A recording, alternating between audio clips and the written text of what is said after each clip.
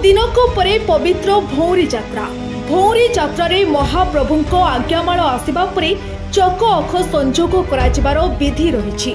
रविवार दिन 3 रथर अख काम अनुकूल होइछि।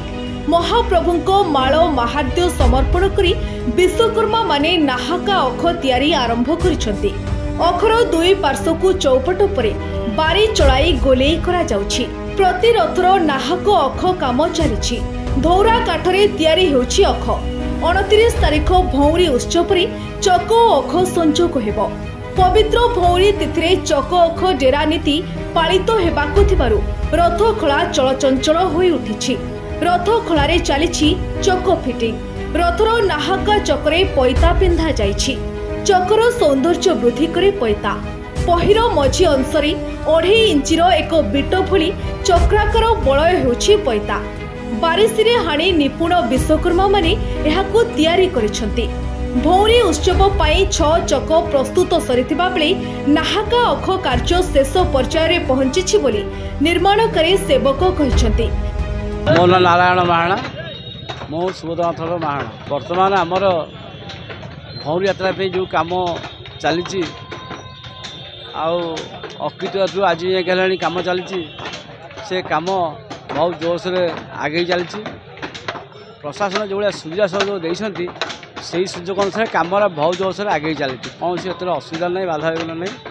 आउ भौरी पे जो चक डेरा कथा से चक आम प्रस्तुति करदेचु। अख भी प्रस्तुति हो जाइए।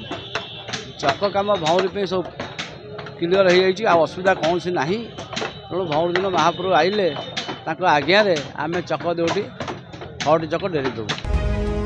सेपटे रूपकार चाली रे रूपकार सेवक माने सिंह बिराल और गज बिराल मूर्ति तैयारी रे व्यस्त रहिछंती। रूप खोदेई शेष होइतिबा रूप गुज गुड़िकरे पालिश कार्य मध्य जारी रखिछंती। रथ खଳାରେ एबे चक काम उपरे जोर दिया जाउछि। 3 रथरे 2टी लेखाए नाहाका चक और पड़े नाहाका चक प्रायतः संपूर्ण होइछि। सेपटे सान उछुला चक काम जारी रहितिबा बेले भूईर चौता काठ तथा अरमुंडी काटुछंती विश्वकर्मा। सालगुज तीखगुज जलचंत्र चौपट चलिछि। विश्वकर्मा माने धौरा काठ चौपट करी जोगाउछंती। आज सुधा रथ त्रयर प्राय 12 रु ऊर्ध्व चक सरिथिबा बेले सिंगड़ा बाड़िया पद्धति रे तुंब सह अर जोड़ी रथ खଳାକୁ बोही नेउछंती भोई सेवक। रथ खଳାରେ बिलेई बाड़िया पद्धति रे चक प्रस्तुत होउछि। आज सुधा 18टीर सिंगड़ा प्रस्तुत होइतिबा कहिसंती भोई सेवक। सेपटे दोलबेदी ठारे 2 जण पाही महारणा रथ यात्रा रे महाप्रभुंक नीति पाई आवश्यक काठ बाउंस निर्मित सामग्री निर्माण करुछंती। महाप्रभुंक अनवसर पैता पोड़ा पाई 30टी काठी एवं 20टी नल प्रस्तुत शेष करी बेस घोड़िया चांगड़ा स्टांड निर्माण कार्य करुछंती। पवित्र भौरी पाई 3 रथर 6 चक और 3टी अख डेरा जिबार विधि रहिछि।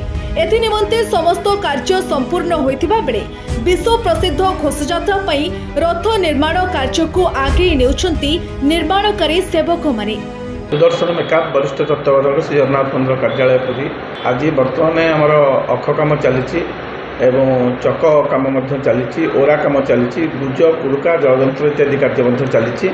आज सुधा आम 193 जन कारीगर लगी बर्तमान कार्य कर तालध्वज देवदलन नंदीघोष भोई 77 एवं तालध्वज देवीदलन नंदीघोष भोई 69, रूपकार 3 जन होती 3 रथर 21 एवं करती 4 जन, पाई महारणा 2 जन, कमार 17 जन, तुम्ब कारीगर 2 जन एवं पानीवाला जड़े एमती 193 जन मोट लगी कार्य कार्य सुचारू रूप चलती।